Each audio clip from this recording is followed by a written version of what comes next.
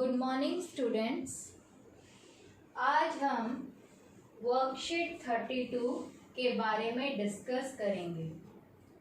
Worksheet 32 में आपका एक नया चैप्टर शुरू हो रहा है, चैप्टर 3 धातु एवं अधातु। धातु को हम इंग्लिश में मेटल्स कहते हैं और अधातु को नॉन मेटल्स कहते हैं। तो ये नया चैप्टर शुरू हुआ है इस वर्कशीट से, तो हम आज इसके बारे में डिस्कस करेंगे। सबसे पहले आपने 9th क्लास में पढ़ा था कि जितने भी तत्व हैं, एलिमेंट्स, जो भी पृथ्वी पे तत्व पाए जाते हैं, उनको दो प्रकारों में बांटा गया है। एक है धातु और एक है अधातु। इसके अलावा हमने कुछ उपधातु मेटलॉइड्स के बारे में भी पढ़ा था, लेकिन इस चैप्टर में हम केवल धातु और अधातु के बारे में ही डिस्कस करेंगे। अब धातु आपने अपने डेली लाइफ में हर रोज यूज करते हो। आयरन, तांबा, जस्ता, ये सारे के सारे धातु में आते हैं। अधातु भी, ऑक्सीजन ले लो, कार्बन ले लो। आप ऑक्सीजन ब्रीथ करते हो, कार्बन डाइऑक्साइड बाहर छोड़ते हो, जिसमें कार्बन जो है वो एक इम्पोर्टेंट पार्ट है। उसके बाद हाइड्रोजन, हाइड्रोजन आपके जल में एक महत्वपूर्ण पार्ट है। तो ये सारे के सारे अधातु में आते हैं। तो इनके बारे में हम पढ़ते हैं अभी।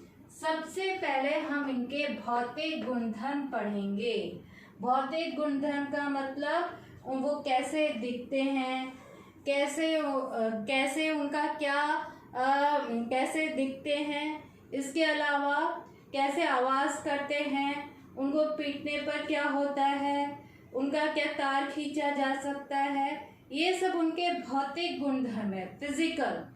और उसके बाद हम पढ़ेंगे रासायनिक गुणधर्म। रासायनिक गुणधर्म में वो केमिकली कैसे रिएक्ट करते हैं, जो कि ना केवल हम ऑब्जर्व कर सकते हैं एक एलिमेंट को दूसरे एलिमेंट के साथ मिलाने पर।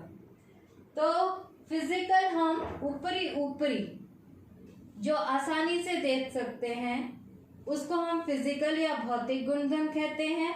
रासायनिक गुणधर्म अंदर जो हो रहा है पूरा परमाणु लेवल पर, तो उसको हम रासायनिक गुणधर्म कहते हैं, केमिकल प्रॉपर्टीज। तो अब भौतिक गुणधर्म के बारे में डिस्कस करते हैं। धातु, अधातु। सबसे पहले है कि इनकी चमक कैसी होती है। आप कोई भी धातु उठा लीजिए, आयरन, सोना, चांदी, एल्यूमिनियम, ये सारे के सारे चमकीले होते हैं, चमकदार होते हैं, आपने देखा होगा। लेकिन अधातु, जिसमें आपका ऑक्सीजन, हाइड्रोजन, कार्बन, ये सब चमकीले नहीं होते, लेकिन इनमें जो भी होते हैं आयोडीन, ब्रोमीन और उसके बाद सल्फर, ये सारे के सारे जो होते हैं वो चमकीले तो नहीं होते, रंग बिरंगे होते हैं। रंग बिरंगे, नीला, पीला, गुलाबी, इस तरह से रंग बिरंगे होते हैं। उसके बाद कठोरता पे आते हैं। अधातु में एक अपवाद है, जैसे कि मैंने कहा कि अधातु चमकीले नहीं होते, रंग बिरंगे होते हैं। लेकिन एक ऐसा अधातु है आयोडीन, जो चमकीला होता है। और आपको ये याद रखना चाहिए, क्योंकि अगर एक मार्क्स क्वेश्चन में आ गया कि एक अधातु जो चमकीला होता है, तो वो है आयोडीन। उसके बाद हम नेक्स्ट भौतिक गुणधर्म पे आते हैं, कठोरता। आपको पता है धातु सारे के सारे कठोर होते हैं, हार्ड होते हैं। आयरन ले लो, सोना, चांदी, एल्यूमिनियम, तांबा, जो भी ले लो, ये सारे कितने हार्ड होते हैं, कठोर होते हैं। लेकिन अधातु जो है वो कठोर नहीं होते। वो मोस्टली वो गैस में होते हैं या फिर तरल होते हैं, लिक्विड में होते हैं, वो कठोर नहीं होते। अब अपवादों को देखते हैं। धातु में दो ऐसे धातु हैं, सोडियम और पोटेशियम। सोडियम का सिंबल Na है और पोटेशियम का सिंबल K है। अभी तक आपने सिंबल्स के बारे में कुछ याद कर ही लिया होगा। तो Na है सोडियम और पोटेशियम जो है उसके लिए K है। ये दोनों धातु कठोर नहीं होते, ये मुलायम होते हैं। इतने मुलायम होते हैं कि आप उसे आसानी से चाकू से काट सकते हो। वैसे ही एक अधातु है कार्बन। कार्बन हमें पता है गैसियस स्टेट में पाया जाता है, लेकिन कार्बन का एक रूप हीरा भी है और हीरा सबसे हार्डेस्ट सब्सटेंस में से जाना जाता है, सबसे हार्ड होता है, कहा जाता है कि वो सबसे हार्ड होता है। तो हीरा जो है वो कार्बन से ही बना होता है। उसके बाद रूप में आ जाइए। कमरे के ताप पर यानी कि ऐसे नॉर्मल टेम्परेचर पर धातु जो होते हैं वो ठोस होते हैं, लेकिन एक धातु है जिसका नाम है पारा, जिसको हम मरकरी कहते हैं, जो द्रव्य रूप में पाया जाता है। अब ये पारा कहाँ पर पाया जाता है?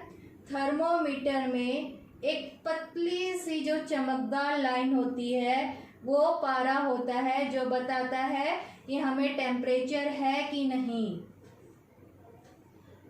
उसके बाद अधातु में आते हैं।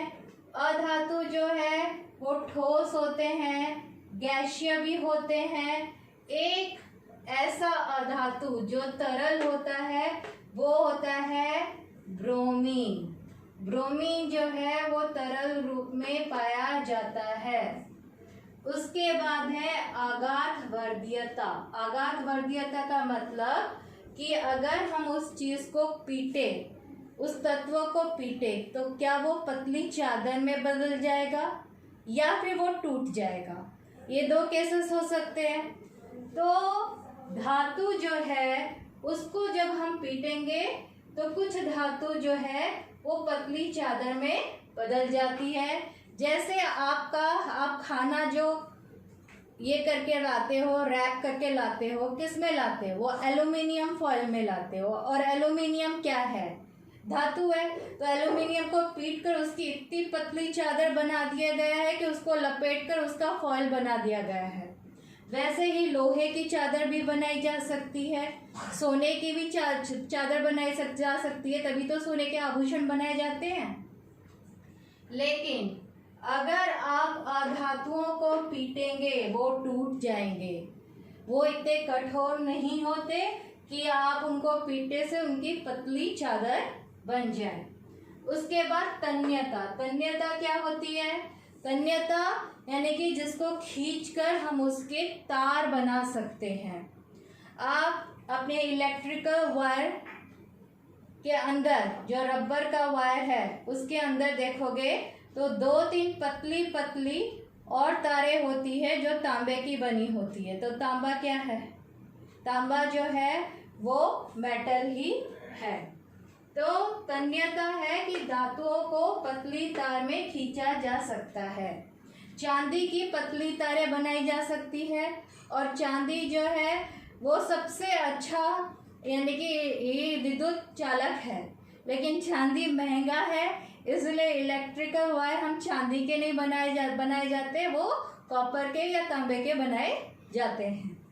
उसके बाद हो गया अधातु जो है वो, जैसे मैंने बताया था कि वो कठोर नहीं होते, इसीलिए उनको खींचकर हम उनकी तारें नहीं बना सकते। उसके बाद है विद्युत व ऊष्मा के चालक। धातु जो है अच्छे चालक होते हैं, इलेक्ट्रिसिटी के भी और हीट के भी। आपके जितने भी बर्तन होते हैं आपने देखा होगा लोहे के होते हैं, एल्युमिनियम के होते हैं। तो ये क्यों है? क्योंकि वो सुचालक है। और इलेक्ट्रिक वायर का भी मैंने अभी एग्जांपल दिया था कि वो कॉपर का बना होता है। क्यों? क्योंकि इलेक्ट्रिकल कॉपर जो है वो विद्युत का सुचालक है। लेकिन ऐसे दो धातु हैं, सीसा पीवी जिसका सिंबल है Pb, जिसको हम लेड भी कहते हैं, और मरकरी जिसका सिंबल है Hg। ये दोनों विद्युत और विद्युत के कुचालक हैं, यानी कि इनको हम इस्तेमाल नहीं कर सकते तार बनाने में। और मरकरी जो है ऊष्मा का तो सुचालक है, लेकिन विद्युत का कुचालक है। अब उसके बाद हम आते हैं अधातु पे। अधातु सारे के सारे कुचालक होते हैं, लेकिन एक ऐसा अधातु है ग्रेफाइट जो कि सुचालक है। ग्रेफाइट कहाँ पर पाया जाता है? आपके पेंसिल के अंदर जो काले रंग की चीज होती है, वो लंबी सी, जिसको हम चोंच बोलते हैं, वो सुचालक होती है विद्युत की। उसके बाद है घनत्व। अधिक घनत्व होता है इनका और उच्च गलनांक होता है। इनका घनत्व यानी कि ये भारी होते हैं, और इनको गलाने का जो टेम्परेचर होता है वो भी बहुत अधिक होता है। आप आसानी से उसे रूम टेम्परेचर में थोड़ी सी हीट देकर, थोड़ी सी गर्मी से उनको गला नहीं सकते। उनको गलाने का टेम्परेचर काफ़ी हाई होता है। भट्टी में डालकर उन्हें पूरा गर्म करना पड़ता है, तभी आप लोहे को पिघला सकते हैं। लेकिन सोडियम और पोटेशियम जो है वो उनका गलनांक जो है कम होता है, उन्हें आसानी से हम गला सकते हैं। अधातु जो है वो घनत्व और गलनांक ये दोनों इनके कम होते हैं। अब है ध्वनिक। ध्वनिक है कि जो धातु है, अगर हम उनको किसी कठोर चीज से टकराएंगे या मारेंगे तो उनसे आवाज निकलती है। तभी आपने देखा होगा कि स्कूल में जो घंटियां बनी होती है वो पीतल की बनी होती है, क्योंकि जैसे ही आप हथौड़ा मारते हो पूरे स्कूल को आवाज सुनाई देती है। और इसके विपरीत अधातु जो है वो ध्वनिक नहीं होते।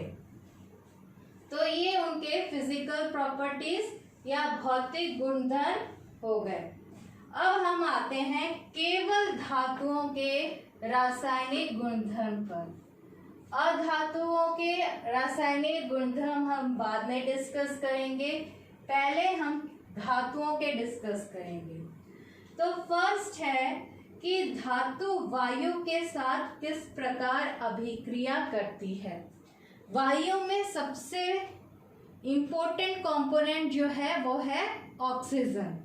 और आप ऑक्सीजन के बारे में ये भी जानते हो कि किसी भी चीज को जलाने के लिए हमें ऑक्सीजन चाहिए, और कोई चीज अगर जल जाती है इसका मतलब वो ऑक्सीजन के साथ अभिक्रिया कर रही है। तो हम वायु से केवल अभी ऑक्सीजन को ही पकड़ रहे हैं। तो देखते हैं क्या होता है। धातु जब ऑक्सीजन के साथ अभिक्रिया करता है तो धातु ऑक्साइड बनाता है। यहाँ पर दो उदाहरण दे रखे हैं, copper plus oxygen copper oxide, aluminium plus oxygen aluminium oxide. तो ये दोनों धातु जो है वो ऑक्सीजन के साथ अभिक्रिया करके धातु ऑक्साइड बना रहे हैं। अब है कि क्या सभी धातुएं ऑक्सीजन के साथ फटाफट अभिक्रिया कर लेती है, आसानी से अभिक्रिया कर लेती है? नहीं, सभी धातुओं का ऑक्सीजन के साथ अभिक्रिया करने का रेट अलग अलग होता है। जैसे सोडियम और पोटेशियम जो है वायु में, यानी कि जैसे ही हवा के कांटेक्ट में आती है वो आग पकड़ लेती है, जो कि दुर्घटना में परिवर्तित हो सकती है। तो हम क्या करें, लैब में उसे कैसे रखें? अगर हम उसे नॉर्मल टेम्परेचर में उसे जार में आराम से नहीं रख सकते, क्योंकि वो हवा के कांटेक्ट में ही आके आग लग जाएगा और एक विस्फोट होगा, तो फिर कैसे रखा जाए उसे इसीलिए केरोसिन के तेल में डुबोकर इन दोनों को रखा जाता है, सोडियम और पोटेशियम। और जब उनकी ज़रूरत होती है तो उसका छोटा सा पीस वो तेल से निकाल के काम किया जाता है। उसके बाद है मैग्नीशियम, एल्यूमिनियम, जिंक लिड, जिसको हम शीशा भी कहते हैं। ये वायु में धीरे धीरे अभिक्रिया करते हैं। धीरे धीरे अभिक्रिया करते हैं मतलब इनकी बनी हुई चीजें अगर हम रखें घर में तो इनके ऊपर ऑक्साइड की एक पतली सी परत चढ़ जाती है। जैसे लोहे को अगर हम बहुत दिनों तक लोहे की अलमारियां, लोहे के ग्रिल या लोहे के गेट वो वायु के कांटेक्ट में आते हैं तो क्या होता है, उनके ऊपर जंग चढ़ जाती है। ऑक्सीजन के साथ वो और पानी के साथ अभिक्रिया करके क्या होता है, एक पतली सी परत जंग की चढ़ जाती है लोहे के ऊपर। वैसे ही इनके ऊपर भी ऑक्साइड की परत चढ़ जाती है। उसके बाद आयरन, लोहा लो, उसे जितना भी गर्म करो, जितने भी जलाने की कोशिश करो, वो हवा में नहीं जलता। लेकिन आपने देखा है कि लोहे की बनी ग्रिल सालों सालों के बाद उसके ऊपर एक जंग की परत चढ़ जाती है। लेकिन इसके विपरीत लोहे को अगर आप पाउडर बना दो, लोहा चून, उसको पाउडर कर दो और ऐसे उसको लोहे के चून को आग में डालो तो वो फटाफट जलती है। उसके बाद कॉपर जो है वो भी वायु में नहीं जलता। उसके ऊपर भी काले रंग की एक पेरोक्साइड की परत चढ़ जाती है। आपने देखा होगा घर में कॉपर के बने जितने भी चीजें होती है, धीरे धीरे समय के साथ कॉपर के बर्तन बने होते हैं तो उसके ऊपर धीरे धीरे काले रंग की एक परत चढ़ जाती है। फिर उसको मांजकर उसको साफ किया जाता है। उसके बाद है सोना और चांदी। चांदी का फॉर्मूला है Ag और सोने का सिंबल है Au। ये ऑक्सीजन के साथ बिल्कुल अभिक्रिया नहीं करते, इसीलिए हम सोने और चांदी के गहने आभूषण बनाते हैं जो पानी के कांटेक्ट में भी आते हैं, हवा के भी कांटेक्ट में आते हैं, लेकिन इतने जल्दी खराब नहीं होते। सोना तो बिल्कुल नहीं खराब होता, लेकिन चांदी जो है समय के साथ साथ थोड़ा काला पड़ता जाता है। तो ये था धातुओं का वायु के साथ अभिक्रिया। अब वायु के बाद नेक्स्ट इम्पोर्टेंट चीज आती है जल और वायु सबसे इम्पोर्टेंट होते हैं, इसलिए सबसे पहले हम इन्हीं के साथ अभिक्रियाओं के बारे में पढ़ रहे हैं। अब है कि धातु जब जल के साथ अभिक्रिया करता है तो क्या बनाता है, धातु ऑक्साइड और हाइड्रोजन। अब आपको एक क्वेश्चन पूछा जा सकता है कि एक हमने तत्व लिया और जैसे ही उसके जल के साथ अभिक्रिया किया तो एक गैस निकली। उस गैस को जैसे ही हमने जलाया उससे पक की आवाज आई, तो फिर वो तत्व क्या है, वो तत्व धातु है। और जो निकली हुई गैस क्या है, वो हाइड्रोजन है।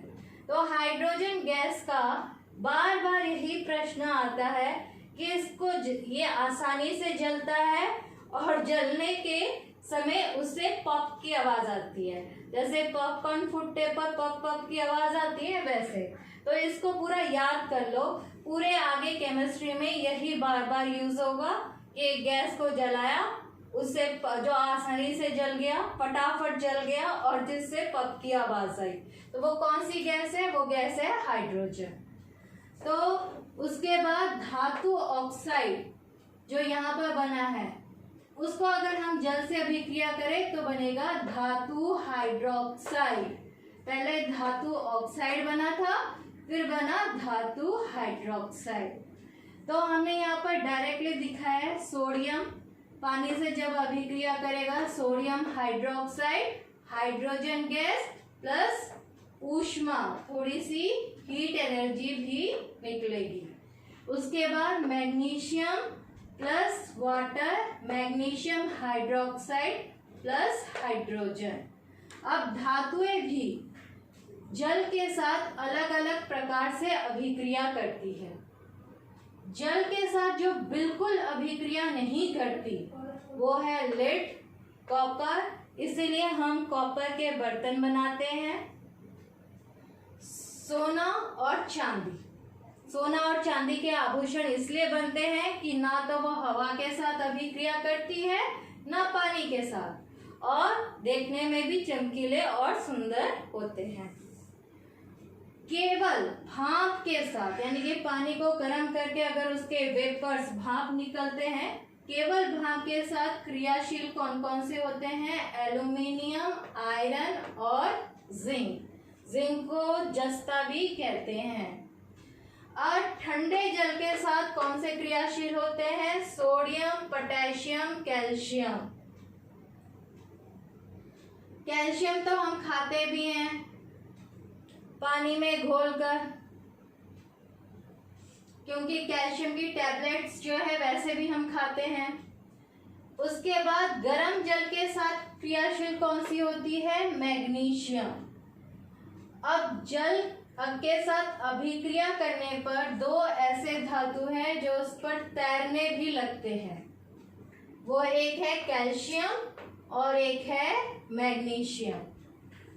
अब इसी के अंदर आता है कि उभयधर्मी ऑक्साइड किसे कहते हैं। आपका प्रश्न 4 भी पूछा गया है कि उभयधर्मी ऑक्साइड किसे कहते हैं, 2 उदाहरण दीजिए। तो उभयधर्मी वो होते हैं, वो धातु ऑक्साइड होते हैं जो अम्ल तथा सार दोनों से अभिक्रिया करते हैं और क्या बनता है? लवण और जल, ये दोनों बनते हैं। उदाहरण के लिए आपका जिंक, जस्ता और एल्यूमिनियम। ये जिंक तथा एल्यूमिनियम ऑक्साइड, क्योंकि हमने यहाँ पर कहा है धातु ऑक्साइड। उभयधर्मी ऑक्साइड वे धातु ऑक्साइड जो अम्ल और सार दोनों से अभिक्रिया करते हैं और क्या बनाते हैं? लवण और जल। यहाँ पर एल्यूमिनियम ऑक्साइड का मैंने उदाहरण लिया है। तो एल्यूमिनियम ऑक्साइड सबसे आसानी से उपलब्ध अम्ल क्या है? हाइड्रोक्लोरिक अम्ल। वैसे ही सबसे कॉमन और सबसे आसानी से उपलब्ध सार क्या है? Sodium hydroxide. जितने भी आप केमिस्ट्री में अभिक्रिया पढ़ेंगे सब में याद रखिए, अम्ल का जब बारी आएगा तो हाइड्रोक्लोरिक अम्ल याद रखेंगे और सार की जब बारी आएगी तो सोडियम हाइड्रोक्साइड याद रखेंगे। तो हमने यहाँ पर एल्यूमिनियम ऑक्साइड लिया, उसमें हाइड्रोक्लोरिक अम्ल मिलाया तो हमारा बन के आया एल्यूमिनियम क्लोराइड प्लस जल। ये एक प्रकार का लवण है और यहाँ पर H2O जो है वो जल है। तो अभी तक आपने बैलेंस करना, रासायनिक अभिक्रिया को संतुलित करना सीख लिया होगा। अगर संतुलित आप नहीं भी करते, आप बस लिख देते हो ऐसे ही तो भी चलेगा, लेकिन जब लिखा होगा कि संतुलित रासायनिक अभिक्रिया लिखिए तो आपको 6, 2 ये सब लिखना पड़ेगा। उसके बाद यहाँ पर हमने वही एल्यूमिनियम ऑक्साइड को लिया, सोडियम हाइड्रोक्साइड सार के साथ अभिक्रिया करवाया तो हमारा आया sodium aluminate plus water. Sodium aluminate जो है वो भी एक प्रकार का लवण है। तो ये था उभयधर्मी ऑक्साइड के बारे में। तो अब प्रश्न उत्तर। तो पहला प्रश्न है, ऐसे धातु का नाम बताइए जो कमरे के ताप पर द्रव में पाया जाता है। तो ये है पारा मरकरी। प्रश्न 2 था कि आघात वर्तीयता और तन्यता क्या होती है। तो आघात वर्तीयता होती है कि जिन धातुओं को हम पीटकर उनकी पतली चादर बना सकते हैं, जैसे आप ले लो एल्यूमिनियम ले लो, लोहा ले लो, सोना चांदी ले लो। और तन्यता वो होता है कि जिन धातुओं को हम खींचकर उनकी पतली तारें बना सकते हैं, जैसे आपका कॉपर, सोना, चांदी, ये सब हो गए। उसके बाद है प्रश्न 3 है कि सोडियम और पोटेशियम को केरोसिन तेल में क्यों डुबो के रखा जाता है। तो इनको केरोसिन तेल में इसलिए डुबो के रखा जाता है क्योंकि जैसे ही वो वायु के संपर्क में आते हैं वो आग पकड़ लेते हैं, जिससे दुर्घटना हो सकती है। उसे रोकने के लिए उन्हें केरोसिन तेल में डुबोकर रखा जाता है। तो ये थी आज की वर्कशीट। नेक्स्ट वर्कशीट में फिर से मिलते हैं। Thank you.